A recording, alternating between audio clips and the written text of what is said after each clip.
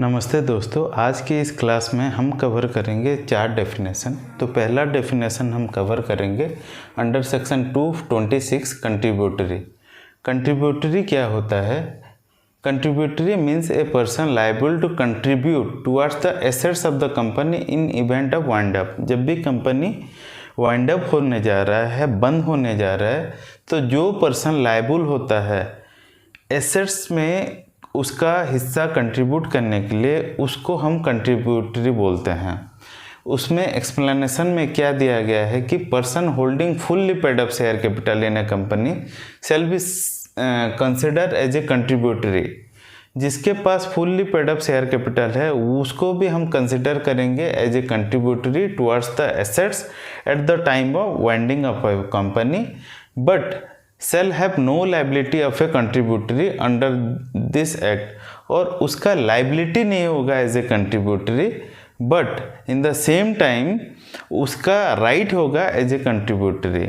तो नॉटसेल में कंट्रीब्यूटरी कौन होता है? ए पर्सन जो कि वाइंड अप, एक कंपनी का वाइंड अप टाइम में एसेट्स में जो कंट्रीब्यूट करता है उसको हम कंट्रीब्यूटरी बोलते हैं।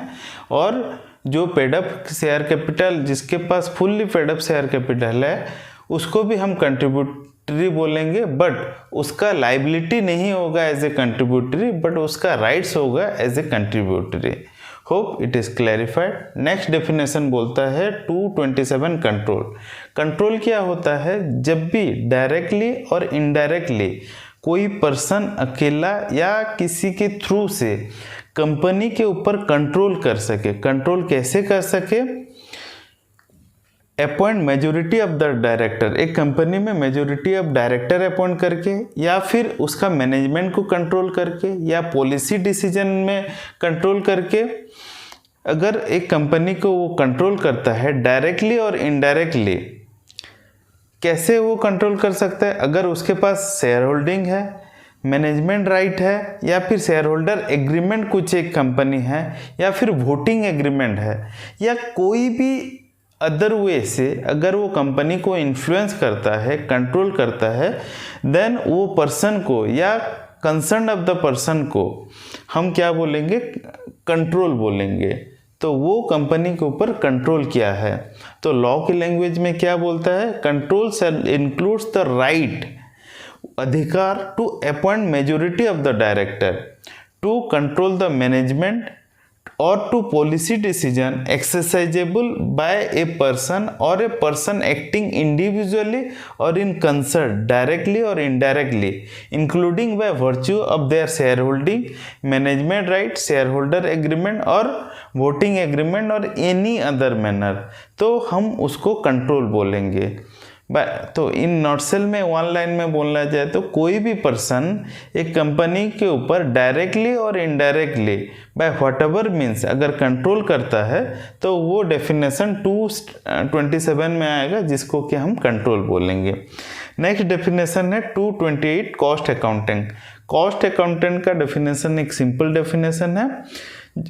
दोस्तों, हमारा एक एक्ट है cost and work accountant act 1959। तो उसके हिसाब से जो भी पर्सन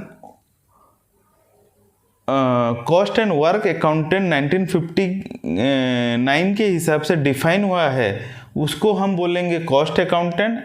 एंड उसके साथ वो valid certificate of practice hold करता है as per the institute guideline, तो उसको हम बोलेंगे cost accountant as per the section 228 of the company act. Next है सेक्शन 229 कोर्ट। तो सिंपल है, high court, district court, session court, special court, metropolitan judicial magistrate first class, ये कोई भी कोर्ट हो जो कि कंपनी एक्ट को डील करता है, तो उसको हम कोर्ट के डेफिनेशन में लेंगे अंडर सेक्शन 229। होप आज की वीडियो में हम ये 4 डेफिनेशन कवर किए। नेक्स्ट वीडियो में हम और कुछ डेफिनेशन कवर करेंगे। आज के लिए थैंक यू।